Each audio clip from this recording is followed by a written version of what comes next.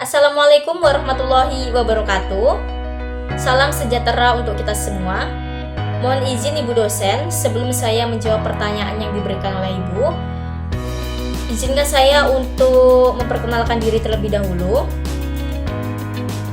Perkenalkan, nama saya Media Kurnianingsari, NIM 2236030, alamat Desa Sialarindang, DK1 SKPD. Sekarang saya berkuliah di Universitas Pasir Pengarayan, Prodi Sistem Informasi, Fakultas Ilmu Komputer, semester 5. Kita ke pertanyaan yang pertama. Apa tantangan utama yang dihadapi dalam menjaga keamanan dan strategi apa yang harus diterapkan oleh perusahaan? Tantangannya ialah yang pertama ada phishing. Phishing ini di mana penyerang mencoba menipu korban supaya korban memberikan akses pribadinya atau memberikan data pribadinya, sehingga penyerang menggunakan data pribadi korban untuk hal-hal yang tidak diinginkan, sehingga merugikan korban, misalnya dalam pembobolan m-banking seperti itu. Yang kedua, kurangnya edukasi keamanan. Kurangnya edukasi keamanan ini maksudnya ialah kurangnya pelatihan yang diberikan oleh manajer kepada karyawannya, sehingga karyawan ini tidak sadar atau kurang sadar akan ancaman yang mengancam perusahaannya. Yang ketiga ada ransomware. Ransomware ini ialah serangan yang menginskripsi data penting atau mengunci data. Penyerang ini mengunci data dan meminta tebusan kepada korban, sehingga korban akan menyebabkan kerugian finansial. Ya, kalau setelah ditransfer uangnya, data tersebut akan balik terhadap kita. Kalau tidak, ya otomatis kita akan rugi seperti itu. Dan reputasi kita akan rusak.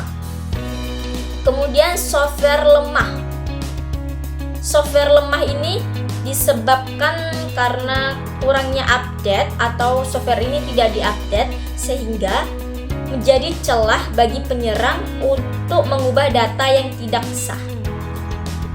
Strateginya ini ialah implementasi MVA.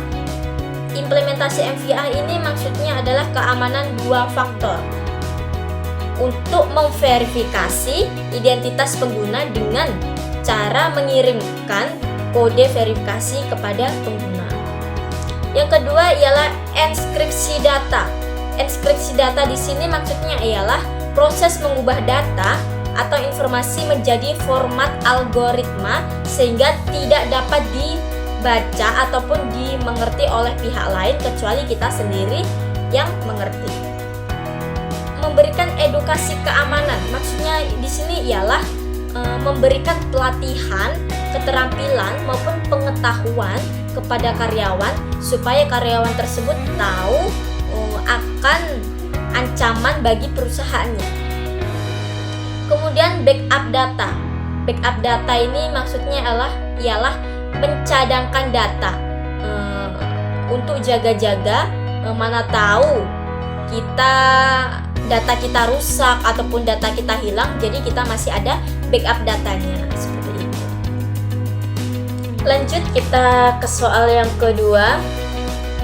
Jelaskan tantangan privasi dan keamanan yang dihadapi perusahaan e-commerce saat mengumpulkan dan menganalisis data konsumen dan bagaimana perusahaan dapat mengatasi tantangan tersebut. Tantangannya, yang pertama ialah keterbatasan sumber daya. Tidak semua perusahaan e-commerce memiliki sumber daya yang cukup dalam pengembangan dan operasional.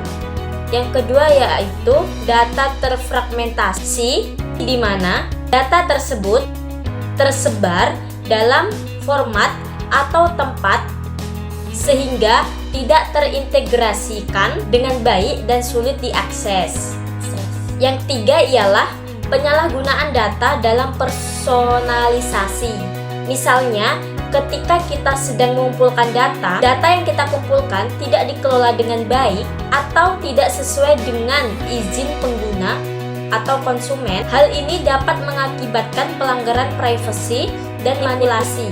Yang keempat ialah serangan cyber dan keamanan jaringan.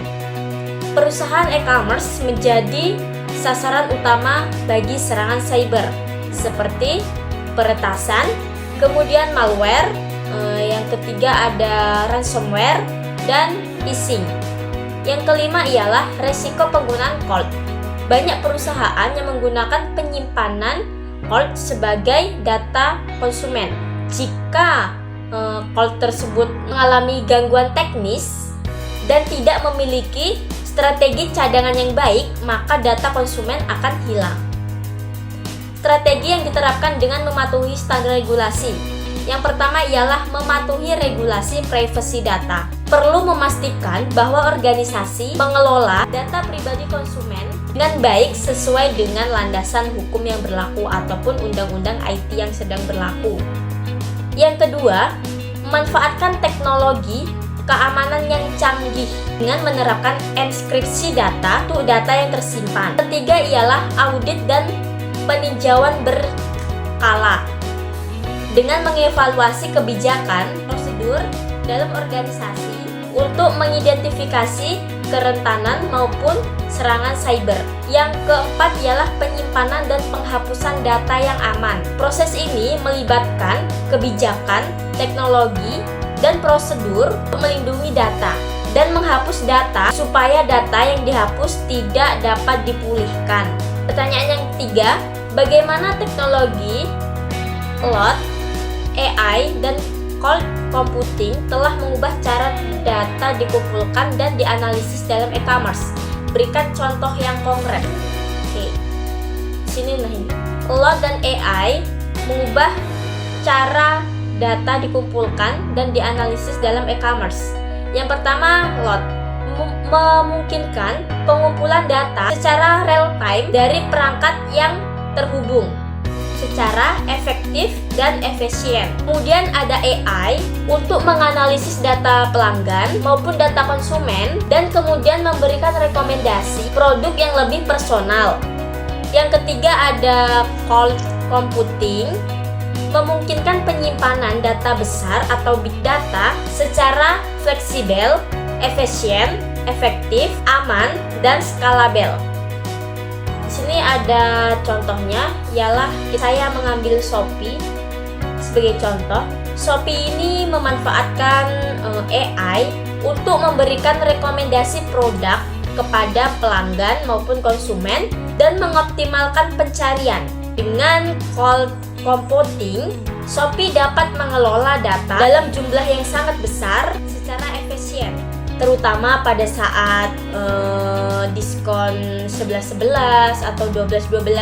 Selain itu, big data ini digunakan untuk menganalisis perilaku konsumen dan mengelola inventaris yang membantu meningkatkan efisiensi operasional. Mungkin itu saja yang dapat saya sampaikan. Apabila ada kesalahan, saya mohon maaf. Saya akhiri. Wassalamualaikum warahmatullahi wabarakatuh.